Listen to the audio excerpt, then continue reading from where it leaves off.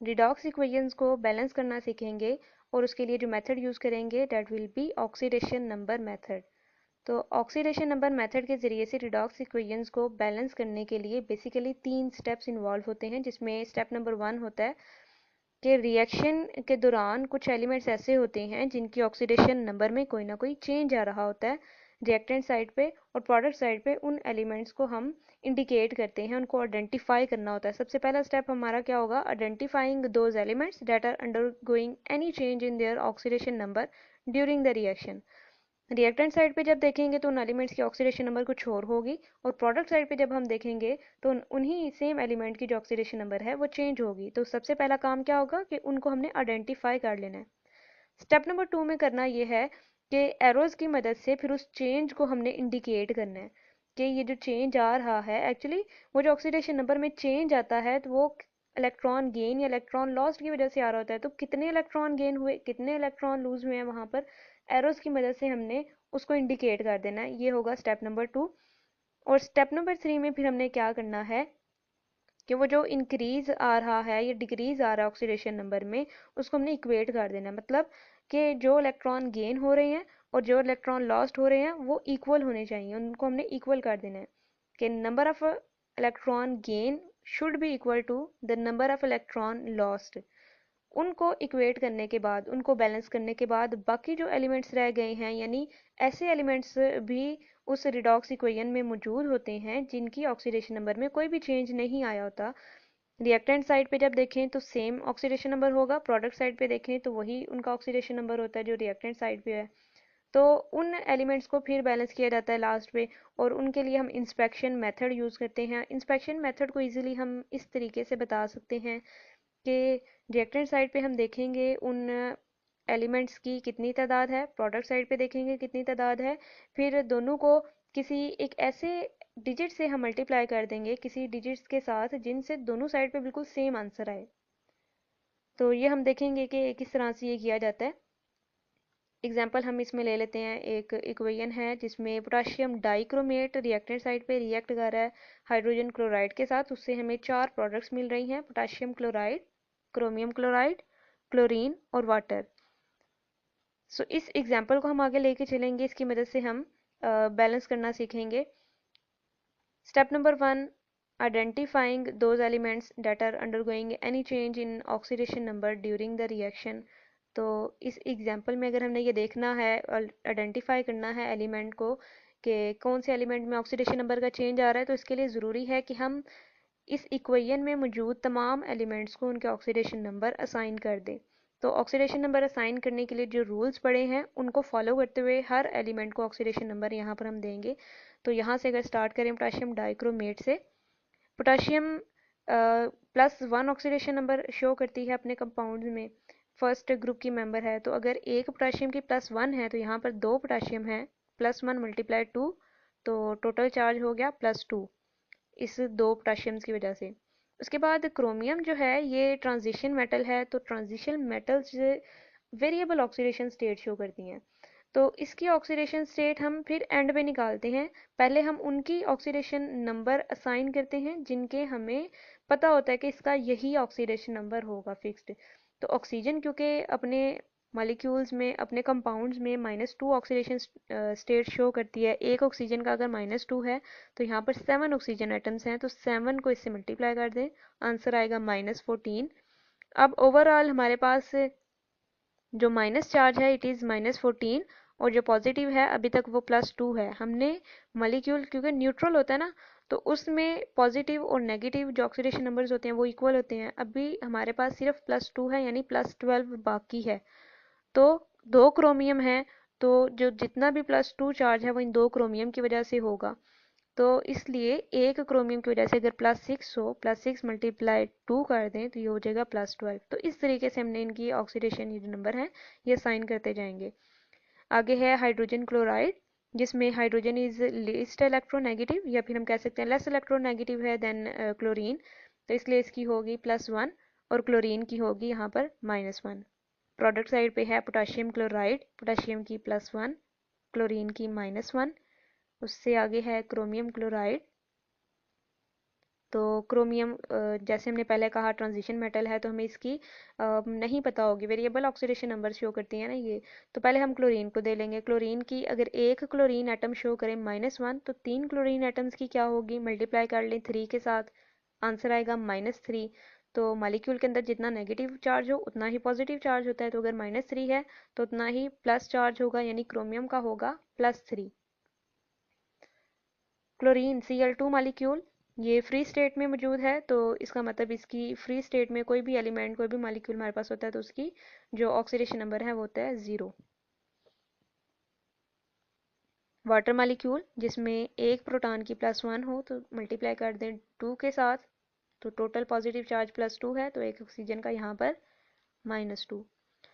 अब oxidation number हमने तमाम एलिमेंट्स को साइन कर दिए। अब रिएक्टेंट साइड पे और प्रोडक्ट साइड पे हमने एग्जामिन करना है, आइडेंटिफाई करना है उन एलिमेंट्स को जिनकी ऑक्सीडेशन स्टेट में कोई चेंज आया है, ऑक्सीडेशन नंबर में कोई चेंज आया है। पोटेशियम का यहाँ पर +1 है, प्रोडक्ट साइड पे यहाँ पर पोटेशियम का +1 है, कोई चेंज नहीं आया। क्रोमियम का अगर देखें, एक क्रोमियम का यहाँ पर है +6 और यहाँ पर एक क्रोमियम का है +3, सो इसका मतलब यहाँ पर चेंज आया है। क्रोमियम का रिएक्टेंट साइड पे है +6 ऑक्सीडेशन नंबर और +6 से चेंज हो रहा है +3 के अंदर प्रोडक्ट साइड पे क्रोमियम क्लोराइड के अंदर। तो +6 से +3 it is a decrease in oxidation number या oxidation state, so it is reduction. आगे हम देखें ऑक्सीजन, ऑक्सीजन का यहाँ -2 है, यहाँ भी ऑक्सीजन का -2 है प्रोडक्ट साइड में वाटर के अंदर। आगे है हाइड्रोजन क्लोराइड। हाइड्रोजन क्लोराइड का रिएक्टेंट साइड पे क्या है, प्रोटॉन का +1 है, प्रोडक्ट साइड पे अगर देखें तो +1 ही है, नो चेंज। क्लोरीन का यहाँ पर -1 है, पोटेशियम क्लोराइड में -1 है, नो चेंज। क्रोमियम क्लोराइड में एक क्लोरीन एटम का -1 है, नो चेंज। लेकिन क्लोरीन मालिक्यूल जब बना है तो यहाँ पर इसकी ऑक्सीडेशन जो स्टेट है, ऑक्सीडेशन नंबर इट इज़ 0। इसका मतलब दो तरह के हमारे पास क्लोरीन है प्रोडक्ट साइड पे, वो क्लोरीन एटम्स जिनकी ऑक्सीडेशन नंबर में कोई चेंज नहीं आया और वो क्लोरीन एटम्स जिनकी ऑक्सीडेशन नंबर में चेंज आया है। तो पहले तो हम उसको यहाँ पर सेपरेटली लिख लें कि क्लोरीन रिएक्टेंट साइड पे एक ऐसी मौजूद है जिसकी -1 ऑक्सीडेशन नंबर है और वो चेंज हो रही है 0 में, सो it is increase in oxidation number. और दूसरी हम इसकी डेफिनेशन यहाँ पर यूज़ कर लेंगे कि it is removal of electron, so it is oxidation. दो तरह के हमने कहा कि क्लोरीन यहाँ पर मौजूद है प्रोडक्ट साइड पे, एक क्लोरीन जिनकी ऑक्सीडेशन नंबर में चेंज नहीं आया, -1 ही है, लेकिन एक क्लोरीन है जिसके ऑक्सीडेशन नंबर में चेंज आया, उसको हमने लिख लिया। तो फिर हमें क्या करना चाहिए कि यहाँ पर रिएक्टेंट साइड पे 2 HCl मालिक्यूल लिखने चाहिए। एक HCl जो रिप्रेजेंट करेगा पोटेशियम क्लोराइड और क्रोमियम क्लोराइड के प्रोडक्शन को, और एक HCl जो हम लिखेंगे वो रिप्रेजेंट करेगा इस क्लोरीन मालिक्यूल की प्रोडक्शन को। सो हम अब इक्वेशन को इस तरह से लिख लेंगे जिसमें रिएक्टेंट साइड पे हमने लिख लिए 2 HCl और साथ में इनकी जहाँ जहाँ पर चेंज आ रहा है उनको भी हम डिनोट कर देंगे इस तरीके से। ये स्टेप नंबर 1 यहाँ तक कंप्लीट हो गया है। स्टेप 2 है आगे, draw arrows between same elements whose oxidation numbers have changed। के पहले स्टेप में जैसे हमने आइडेंटिफाई कर लिया एलिमेंट्स को, जिन एलिमेंट्स में ऑक्सीडेशन नंबर का कोई ना कोई चेंज आ रहा है, तो उसके बाद हमने उन एलिमेंट्स के दरमियान एरोज की मदद से उस चेंज को इंडिकेट कर देना है। और उसके बाद हमने उस एरोज की मदद से ये भी बता देना है कि कितने इलेक्ट्रॉन गेन या कितने इलेक्ट्रॉन लॉस्ट हो रहे हैं। देन फिर हम उनको बैलेंस कर देंगे इलेक्ट्रॉन गेन या लॉस्ट को। इक्वेशन हम लिखेंगे जिसके अंदर हमने 2 HCl के मॉलिक्यूल लास्ट पे ऐड किए, एक HCl का मॉलिक्यूल रिप्रेजेंट कर रहा है नो चेंज को और एक HCl का मॉलिक्यूल रिप्रेजेंट कर रहा है चेंज को, ऑक्सीडेशन नंबर के चेंज को, और साथ में हम इनकी ऑक्सीडेशन नंबर भी मेंशन कर देंगे। तो ऑक्सीडेशन नंबर अब यहाँ पर हम सिर्फ उन एटम्स की मेंशन कर रहे हैं जिनकी वजह से कोई ना कोई चेंज आया है, यानी सिर्फ क्लोरीन एटम्स की मेंशन करेंगे और सिर्फ क्रोमियम एटम की यहाँ पर ऑक्सीडेशन नंबर मेंशन करेंगे। फर्स्ट एरो हम ड्रा करेंगे बिटवीन क्रोमियम एटम्स। तो क्रोमियम रिएक्टेंट साइड पे +6 ऑक्सीडेशन नंबर है, प्रोडक्ट साइड पे +3 ऑक्सीडेशन नंबर है। पीछे हमने बता दिया कि इट इज़ रिडक्शन। तो रिडक्शन जब होती है तो वहाँ पर होता है addition of electron. Addition of electron जब होगा तो तब उसको हम फिनोमेना को बोलते हैं रिडक्शन है।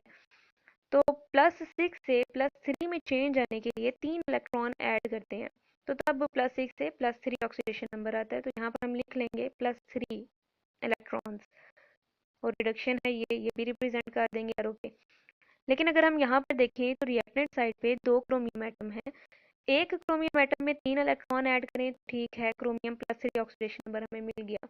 लेकिन यहाँ पर क्योंकि 2 क्रोमियम एटम्स हैं तो ओवरऑल कितने इलेक्ट्रॉन ऐड हुए हैं उसके लिए हम 3 को मल्टीप्लाई कर देंगे 2 के साथ, तो आंसर क्या आएगा 6, यानी ओवरऑल 6 इलेक्ट्रॉन ऐड हुए हैं, रिडक्शन हुई है।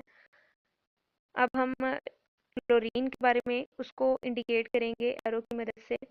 -1 से 0 में जाना, एक क्लोरीन एटम अगर -1 से 0 में जाता है तो रिमूवल ऑफ इलेक्ट्रॉन होगा, ऑक्सीडेशन होगी, एक इलेक्ट्रॉन रिमूव हुआ है ऑक्सीडेशन होने के लिए। तो ये हमने स्टेप नंबर 2 का जो पहला है पार्ट, जिसमें हमने एरोस की मदद से चेंज को इंडिकेट कर दिया।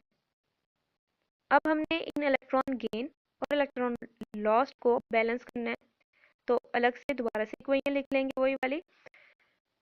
अब यहाँ पर अगर हम देखें तो 6 इलेक्ट्रॉन गेन हुए हैं, इसका मतलब वो 6 इलेक्ट्रॉन कहाँ से आए हैं, इस क्लोरीन एटम्स की वजह से। तो एक क्लोरीन एटम एक इलेक्ट्रॉन रिमूव कर रही है, तो यहाँ पर 6 क्लोरीन एटम्स होने चाहिए जो कि 6 इलेक्ट्रॉन प्रोवाइड करते हैं क्रोमियम के लिए, जो कि ऐड होते हैं। तो इस HCl के साथ हम लिख लेंगे 6, तो फिर ये बैलेंस हो जाएगा कि जो 6 इलेक्ट्रॉन यहाँ से लॉस्ट हुए हैं वो 6 इलेक्ट्रॉन गेन हो रहे हैं यहाँ पे, तो इलेक्ट्रॉन गेन लॉस्ट यहाँ पर बैलेंस हो गया। अब इस HCl की वजह से ये वाला मॉलिक्यूल बन रहा है क्लोरीन का Cl2 मॉलिक्यूल, इन दोनों को बैलेंस कर लेते हैं।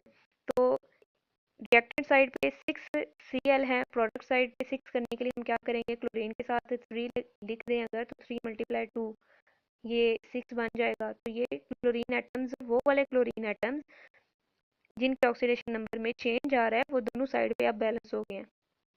अब अगला काम है हमारे पास क्रोमियम एटम्स को बैलेंस करना। तो क्रोमियम एटम्स को बैलेंस करने के लिए हम क्या देखेंगे, रिएक्टेंट साइड पे हमने कहा 2 क्रोमियम एटम्स हैं, ओवरऑल 6 इलेक्ट्रॉन ऐड हो रहे हैं। 6 इलेक्ट्रॉन जब हम ऐड करेंगे तो 2 में होंगे ना, क्योंकि एक क्रोमियम एटम के अंदर तो 3 इलेक्ट्रॉन ऐड हो रहे हैं और वो ये क्रोमियम एटम है। तो यहाँ पर प्रोडक्ट साइड पे भी 2 क्रोमियम एटम्स होने चाहिए जिन्होंने उन 6 इलेक्ट्रॉन को गेन किया है। तो प्रोडक्ट साइड पे जो क्रोमियम क्लोराइड है इसके साथ भी हम लिख देंगे 2। तो अब क्रोमियम भी दोनों साइड पे बैलेंस हो गया है। सो ओवरऑल अब यहाँ तक हमारे पास इलेक्ट्रॉन गेन और इलेक्ट्रॉन लॉस्ट इक्वल हो गए हैं। इस HCl मॉलिक्यूल से 6 क्लोराइड आयंस की वजह से 6 इलेक्ट्रॉन जो रिमूव हुए वो गेन किए हैं इन 2 क्रोमियम एटम ने प्रोडक्ट साइड पे, और दूसरी साइड पे हम क्या बता रहे हैं कि ये जो 6 क्लोरीन एटम्स हैं फिर ये क्या बन जाते हैं, क्लोरीन मॉलिक्यूल, क्लोरीन गैस बनाते हैं। और इनको 6 पूरा करने के लिए हमने क्या किया कि 3 के साथ मल्टीप्लाई कर दिया, इसके साथ 3 लिख लिया। यहीं पर हम पोटाशियम को भी बैलेंस कर लेते हैं। पोटाशियम, अगर हम पोटाशियम डाइक्रोमेट में देखें यहाँ पर तो 2 है, इस मॉलिक्यूल के साथ भी हम क्या करेंगे, यहीं पे 2 लिख लेते हैं। तो अब तक यहाँ पर पोटाशियम, क्रोमियम और क्लोरीन ये बैलेंस हो चुकी हैं। लास्ट स्टेप है, यहाँ पर हमने उन क्लोरीन एटम्स को भी फिर बैलेंस कर लेना है जिन क्लोरीन एटम्स में कोई भी चेंज नहीं आया रिएक्टेंट और प्रोडक्ट साइड पे, और उसके बाद बाकी के जो भी एटम्स रह जाएंगे उनको बैलेंस कर लेना है हमने, यानी बाकी की इक्वेशन को फिर बैलेंस करेंगे।